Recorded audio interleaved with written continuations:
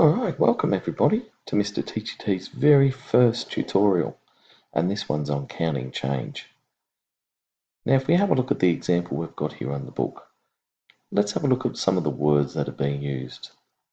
First of all, it says shopkeepers use counting on. We know that counting on is just a way of adding by starting at one number and stopping when we get to a higher number. So shopkeepers use counting on when giving a customer their change. For example, what change did I get if I bought a pencil for 65 cents and I tendered $1? Now there's a word in there that might be a little bit confusing, and that's this word tendered. Basically it just means I used $1 to pay for my items. So let's have a look at their example. So the pencil costs 65 cents.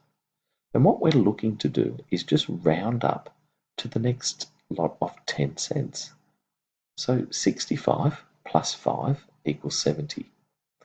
Now from here, I suggest we do something a little bit different to this example. I would suggest we start there at 70 cents and we add on a 20-cent piece, this one here. And of course, if we start at 70 cents and add on 20 cents, we would get 90 cents.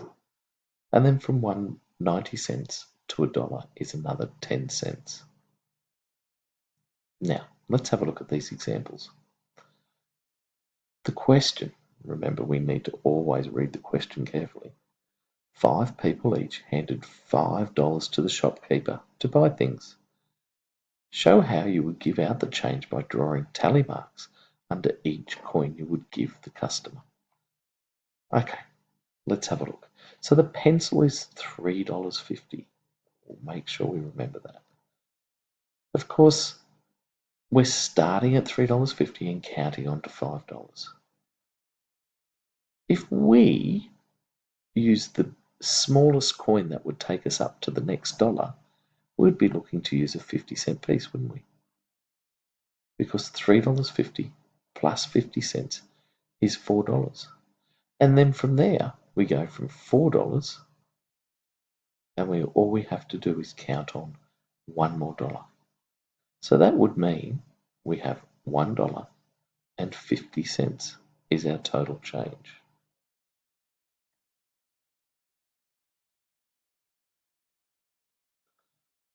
Let's have a quick look at the next one.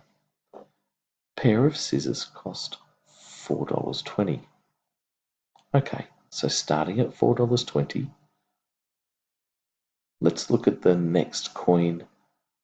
We need to take it up to $5, don't we? So if we have $4.20, let's add on a 50-cent piece. Now we can play around with these, doesn't matter which one we add on first. We could start and add on the $1 coin if we wished. Okay, back to this. $4.20, add on a 50-cent piece.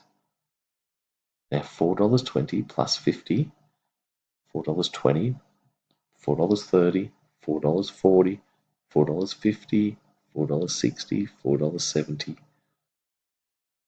Now we're at $4.70. We can add on a 20-cent piece to make it $4.90. And from $4.90 we add on a 10-cent piece to make it $5. So now we just look at how much money, or the coins that we've used. 50 cents, 20 cents, and 10 cents. And that equals 80 cents. Okay guys, from here on, you're on your own. But now, before I go, I'm going to skip down and have a look at the next set of questions.